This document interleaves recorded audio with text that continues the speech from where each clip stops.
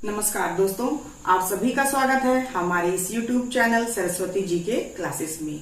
आज की क्लास में हम जानेंगे झारखंड के आदिवासी के बारे में और इस क्रम में हम जानेंगे यहाँ की जनजातियों की राजनीतिक जीवन, आर्थिक जीवन और सामाजिक जीवन के बारे में। और आज की क्लास में हम सबसे पहले जो जनजाति पढ़ेंगे वो है संथाल जनजाति। तो आइए शुरू करते हैं आज की क्लास। आज की क्लास में हम जानेंगे झारखंड के आदिवासी, जो कि जेपीएससी पीटी पेपर 2 का झारखंड के आंदोलन का दूसरा टॉपिक है, झारखंड के आदिवासी। यहाँ सबसे पहले जो हम जानेंगे वो है आदिवासी या जनजाति कौन है या किसे कहा जाता है। तो ऐसे लोग जो सभ्यता के प्रभाव से वंचित रहकर अपने प्राकृतिक वातावरण के अनुरूप जीवन यापन करते हुए अपनी जीवन पद्धति, भाषा, संस्कार एवं व्यवसायों को अक्षुण्ण बनाए हुए हैं, आदिवासी या जनजाति कहलाते हैं।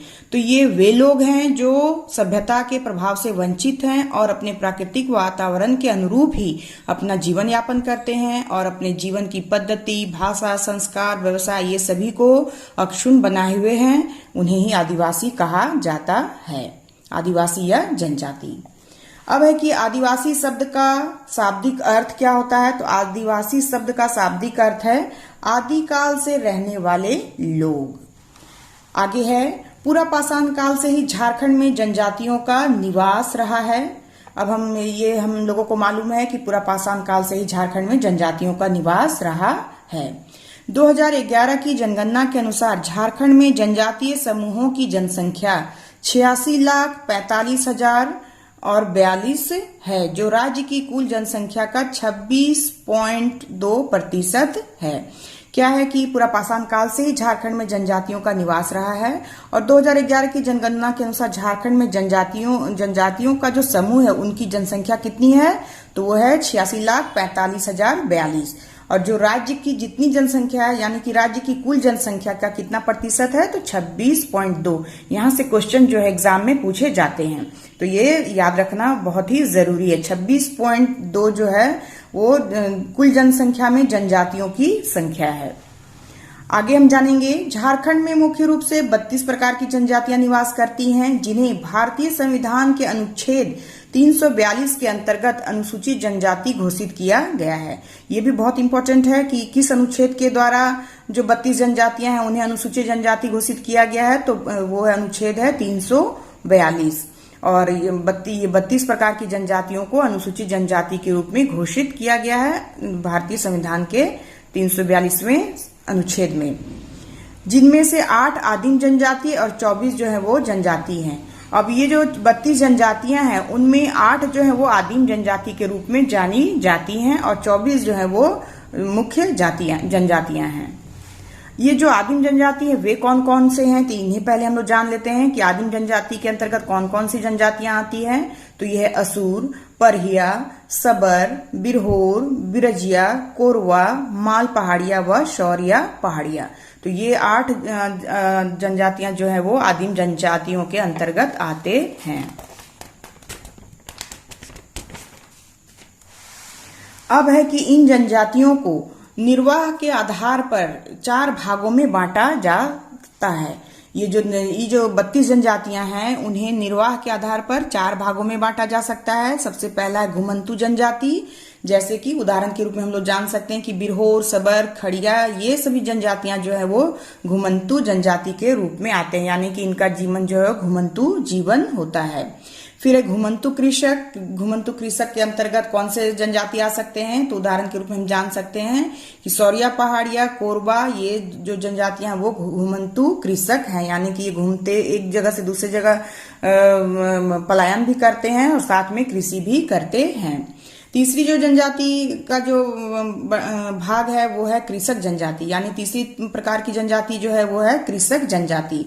इसमें कौन आते हैं, तो इसमें संथाल, उरांव, हो, मुंडा, भूमिज ये सभी आते हैं, यानी कि ये इनका जो पेशा है वो क्या है, मुख्य आधार जो है पेशा का वो कृषि, यानी अर्थव्यवस्था का मुख्य आधार इनका क्या हो जाएगा, कृषि हो जाएगा। स्थायित्व जीवन ये निर्वाह करते हैं। फिर चौथी जनजाति जो प्रकार है वो है शिल्प जनजाति। शिल्प जनजाति में कौन कौन से जनजातियां आती हैं, तो महली, करमाली, लोहरा, चीक बड़ाइक आदि। तो ये जनजातियां जो है वो शिल्प जनजाति के अंतर्गत आती हैं, यानी ये शिल्प कारिता वाला कार्य करते हैं, जैसे कि लोहा का काम, लोहा औजार बनाने का काम या कपड़े बुनने का काम, ये सभी काम जो है वो शिल्प जनजाति के अंतर्गत आते हैं। तो ये 4 प्रकार निर्वाह के आधार पर जनजातियों को 4 भागों में बांटा जा सकता है। अब हम इसके बाद अब एक एक करके जो 32 जनजातियां हैं उनमें जो सबसे पहले जो मुख्य जनजातियां हैं उनके बारे में हम जानकारी हासिल करेंगे कि उनका सामाजिक, आर्थिक और राजनीतिक जीवन कैसा है। तो आइए शुरू करते हैं। सबसे पहले जनजाति जो हम लोग यहाँ पढ़ेंगे वो है संथाल जनजाति। आज सबसे पहले हम लोग संथाल जनजाति के बारे में जानेंगे, उनके जीवन यापन के बारे में जानेंगे। संथाल जनजाति, जनसंख्या की दृष्टि से संथाल जनजाति झारखंड की सबसे बड़ी जनजाति है। जनसंख्या की दृष्टि से झारखंड की सबसे बड़ी जनजाति है संथाल। भारत की तीसरी सबसे बड़ी जनजाति है जनसंख्या के आधार पर। भारत की झारखंड में जनसंख्या के आधार पर ये सबसे बड़ी जनजाति है, लेकिन अगर भारत के परिप्रेक्ष्य में देखा जाए तो ये तीसरी सबसे बड़ी जनजाति है जनसंख्या में। और इसमें प्रथम स्थान किसका है? भारत में जो प्रथम जनजाति, सबसे बड़ी जनजाति है जनसंख्या के आधार पे, वो है भील। और दूसरी जो जनजाति है जनसंख्या के आधार पर वो है गोंड। भील और गोंड। और तीसरी है हमारी संथाल जनजाति, जो झारखंड की सबसे बड़ी जनजाति है। वो भारत की तीसरी सबसे बड़ी जनजाति मानी जाती है। निवास स्थल, निवास स्थल यानी कि जो संथाल जनजाति है झारखंड में, इनका निवास कहाँ कहाँ मुख्य रूप से है? तो मुख्य रूप से देखा जाए तो झारखंड के संथाल परगना प्रमंडल में इनका मुख्य निवास स्थल है। और इसके साथ ही धनबाद, गिरिडीह, हजारीबाग, बोकारो, पश्चिमी सिंहभूम, पूर्वी सिंहभूम, चतरा, रांची आदि जो क्षेत्र हैं ये सभी इसके निवास स्थल हैं। लेकिन मुख्य रूप से ये ज्यादातर कहाँ पाई जाती हैं? तो संथाल परगना प्रमंडल में पाई जाती है। प्रजाति इसकी जो है ये प्रोटो ऑस्ट्रोलायड है। संथाल जनजाति किस प्रजाति की है? तो प्रोटो ऑस्ट्रोलायड प्रजाति की है। इसकी भाषा जो है वो संथाली है और इसकी लिपि जो है वो है ओल चिकी। अब यहाँ पे कुछ महत्वपूर्ण बातें हैं संथाली भाषा और ओल चिकी से रिलेटेड, उसे मैंने यहाँ नोट किया है। तो संथाली भाषा से रिलेटेड जो महत्वपूर्ण बात है जो एग्जाम में पूछे जाते हैं वो ये है कि झारखंड की एकमात्र जनजाति भाषा है संथाली, जिसे 92वें संविधान संशोधन 2003 द्वारा 8वीं अनुसूची में शामिल किया गया है। यानी झारखंड की एकमात्र भाषा है संथाली, जिसे कि 8वीं अनुसूची में शामिल किया गया था 92वें संविधान संशोधन 2003 के द्वारा।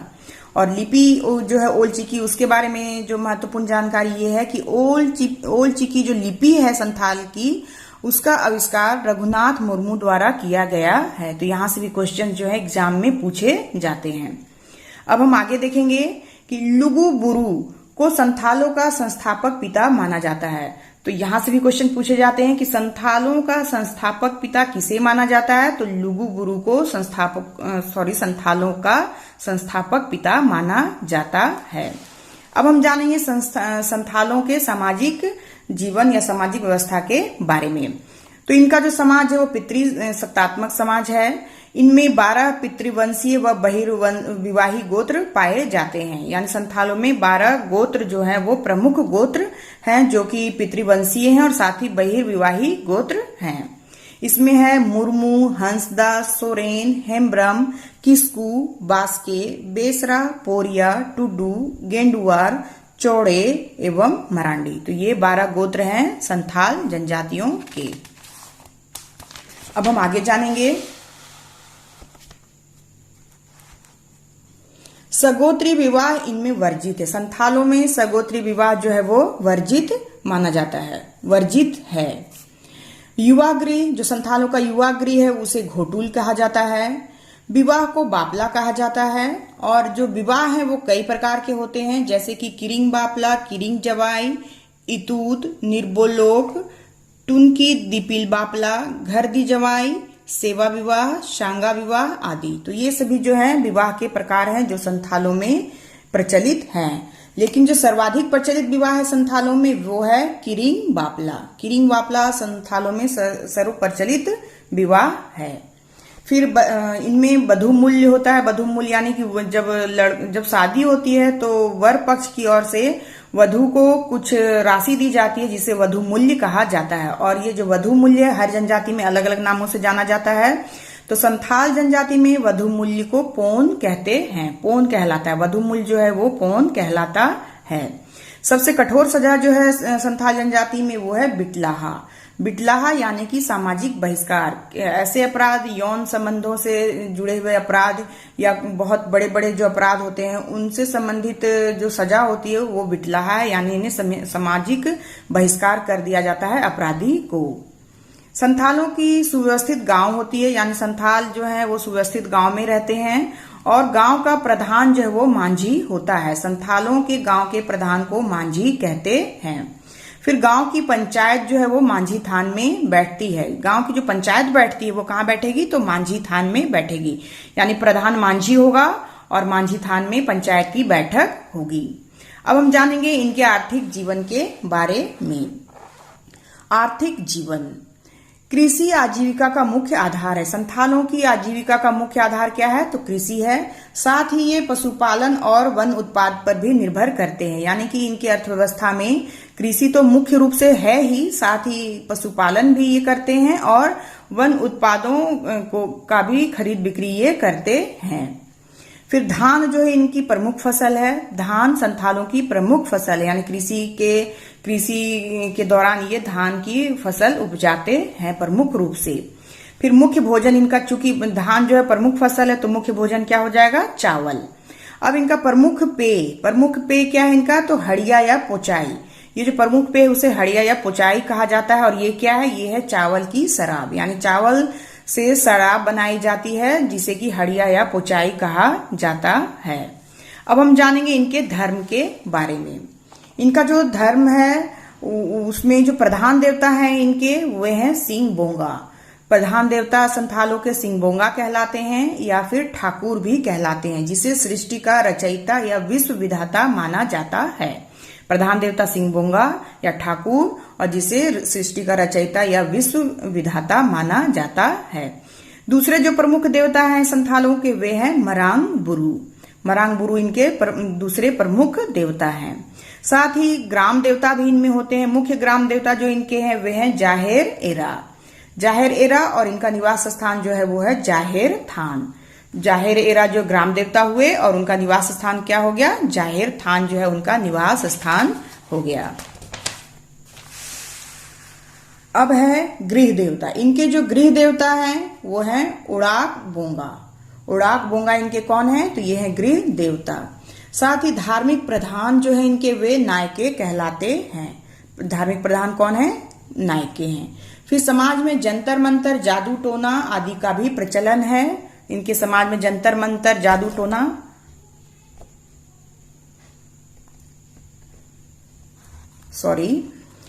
समाज में जंतर मंतर, जादू टोना आदि का भी प्रचलन है, यानी संथालों के समाज में जंतर मंतर, जादू टोना पर भी विश्वास किया जाता है और स्त्रियों को जादू टोना का विशेषज्ञ माना जाता है। खासकर स्त्रियों को ही जादू टोना का विशेषज्ञ माना जाता है। एक और चीज यहाँ पे इंपॉर्टेंट है कि संथालों की जो जनसंख्या है कुल जनजातीय जनसंख्या का 35% है। झारखंड में जो संथाल हैं वो जितनी जनसंख्या है जनजातियों की उनका ये 35% है। तो ये इंपॉर्टेंट था इसलिए मैंने इसे यहाँ नोट के रूप में लिखा है। तो ये थी संथाल जनजाति से जुड़ी हुई कुछ महत्वपूर्ण बातें जो एग्जाम पॉइंट ऑफ व्यू से इंपॉर्टेंट हैं और यहाँ से एग्जाम्स में क्वेश्चन जो है वो पूछे जाते हैं। तो आज के लिए बस इतना ही। नेक्स्ट वीडियो में हम फिर अलग जनजाति के महत्वपूर्ण बातों के साथ फिर मिलेंगे। तब तक के लिए धन्यवाद। जय हिंद, वंदे मातरम।